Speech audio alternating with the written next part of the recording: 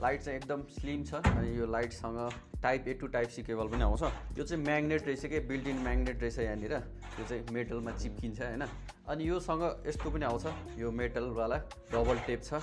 यो डबल टेपमा तपाईँले भित्तामा चिप्काएर यो चाहिँ यसरी टक्क यसलाई एट्याच गर्न सक्नुहुन्छ। यसको स्पेक्सको कुरा गर्नु पर्दाखेरि चाहिँ यो जस्ट वाम मात्रै बोले जस्तो लाग्यो मलाई होइन, अनि चेक गर्दा। अनि यसमा चाहिँ व्हाइट र वाम भनेको छ। व्हाइट चाहिँ मैले बोलेको देखिनँ मैले, खै मलाई आएन कि के हो। यसको चाहिँ एउटा मात्रै बटन छ क्या यहाँ। अनि यो लाइटको नाम चाहिँ मोसन सेन्सर एलइडी लाइट भन्ने रहेछ होइन। यस्तै एकपालि क्लिक गरेपछि टक्क यो बल्छ अनि चगो नै छ।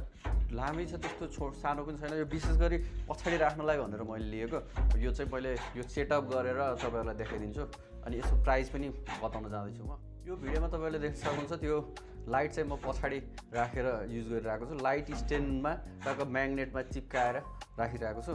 त्यो एउटा मात्रै बटन भएकोले त्यसको चाहिँ पावर बढाउन घटाउन चाहिँ अलिक थोरै गाह्रो हुने रहेछ। तर पनि यो प्राइस रेन्जको हिसाबमा यो चाहिँ अति नै वर्थ इट लाग्यो। यो चाहिँ म 1600 नेपाली रुपिजमा मैले किनेको।